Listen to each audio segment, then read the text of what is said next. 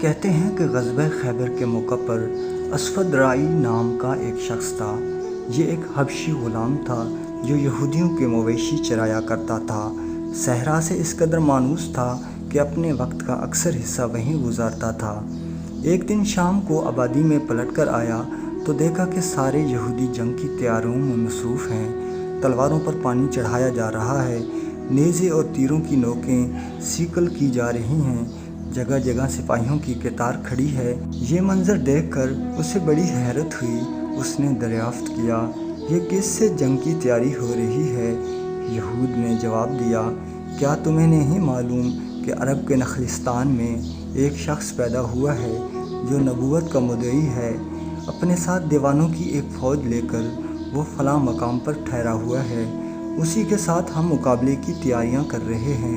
امروز فردا میں اس کی فوجیں ہمارے قلعہ کی فصیل تک پہنچنے والی ہیں۔ یہ جواب سن کر چرواہے کے لاشعور میں اچانک جستجوئے شوق کا ایک چراغ جل اٹھا اور وہ حقیقت سے قریب ہو کر سوچنے لگا، بلا وجہ کوئی دیوانہ نہیں ہوتا، وہ بھی دیوانوں کی ایک فوج جو جان دینے کے لیے ساتھ آئی ہے۔ یہ بادہ قریب کے متوالی نہیں معلوم ہوتی، یہ کشش صرف جمال حق کی ہے، ہو نہ ہو انہوں نے سچائی کا بے نقاب چہرہ دیکھ لیا ہے۔ یہ سوچتے سوچتے دفعتاً اس کے منہ سے ایک چیخ نکلی، یقیناً وہ ایک سچا پیغمبر ہے۔ یہ کہتے ہوئے اٹھا اور بکریوں کو ساتھ لیتے ہوئے بے خودی کے عالم میں ایک طرف چل پڑا۔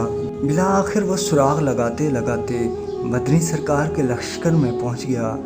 حضور کی بارگاہ میں حاضر ہو کر اس نے پہلا سوال یہ کیا، آپ کس بات کی دعوت دیتے ہیں؟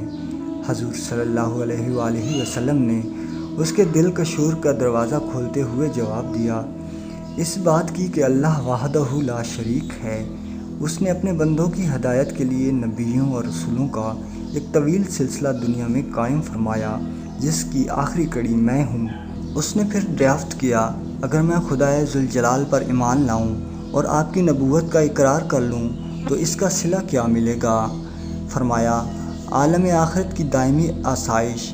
پھر اس نے جذبہ شوق میں بے قابو ہو کر تیسرا سوال کیا، یا رسول اللہ، میں ایک حبشی نژاد ہوں، میرے جسم کا رنگ سیاہ ہے، میرا چہرہ نہایت بد شکل ہے، میں ایک شہرہ نورد چرواہا ہوں، میرے بدن سے پسینے کی بدبو نکلتی ہے، اگر میں بھی آپ کے دیوانوں کی فوج میں شامل ہو کر راہ خدا میں قتل کر دیا جاؤں تو کیا مجھے بھی جنت میں داخلے کی اجازت مل سکے گی؟ ارشاد فرمایا، ضرور ملے گی۔ یہ سنتے ہی وہ بے خود ہو گیا اور اسی عالم میں کلمہ پڑھ کر مشرف با اسلام ہوا۔ اس کے بعد حضور سے اس نے بکریوں کی بابت دریافت کیا۔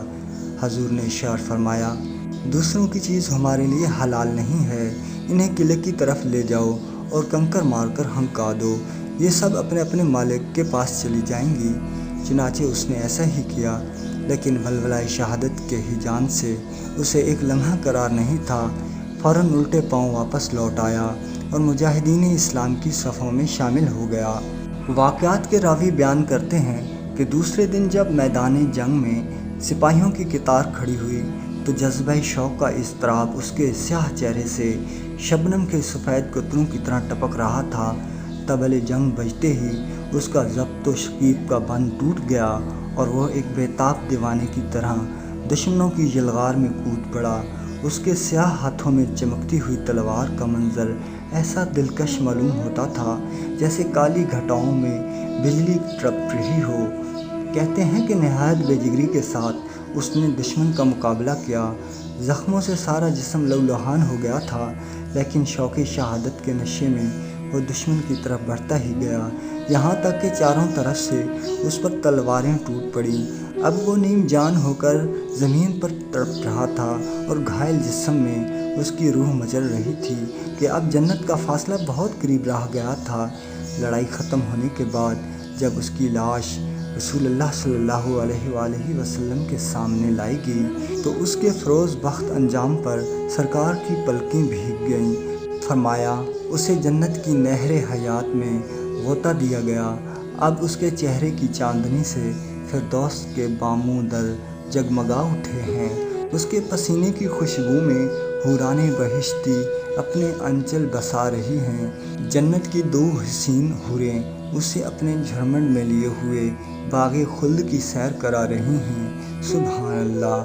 سرکار کے اس بیان پر بہت سے صحابہ کے قلوب رشک سے مچر گئے اور اس کی فروز بختی پر سب محو حیرت تھے کہ اس نے اسلام قبول کرنے کے بعد سوائے جہاد فی سبیل اللہ کے اور کوئی عمل خیر نہیں کیا تھا۔ اس کے نامہ اعمال میں نہ ایک وقت کی نماز تھی، نہ ایک سجدہ تھا۔ سفید و شفاف کفن کی طرح زندگی کا سادہ ورق لیے ہوئے گیا اور بڑے بڑے زہدان شب زندہ دار کو اپنے پیچھے چھوڑ گیا۔ سچ کہا ہے عارفان طریقت نے کہ عشق و خلاص کی اس جنون انگیز ادا 1000 برس کی بے ریا عبادتوں اور حسنات کے بے شمار ذخیروں پر بھاری ہے۔ یہی وہ سکہ رائج الوقت ہے جس میں آج تک کہیں بھی کھوٹ نہیں نکلا اور کسی عالم میں بھی اس کے نرخ کی سطح نیچے نہیں اتری۔ جذب عشق کی ایک ہی چست نے عالم اسفل کے خاکزادوں کو بام عرش تک پہنچا دیا اور محبت ہی کا گداز تھا جس نے کیسر و کسریٰ کے ایوانوں پر اپنی شوکتوں کے پرچم اڑوائے اور روئے زمین کی بڑی سے بڑی عظمت کو اپنے قدموں کے نیچے روند ڈالا۔ ناظرین، امید ہے یہ ویڈیو آپ کو پسند آئی ہوگی۔ ہمارے چینل کو سبسکرائب کیجیے اور ویڈیو کو لائک کیجیے۔ اللہ نگہبان۔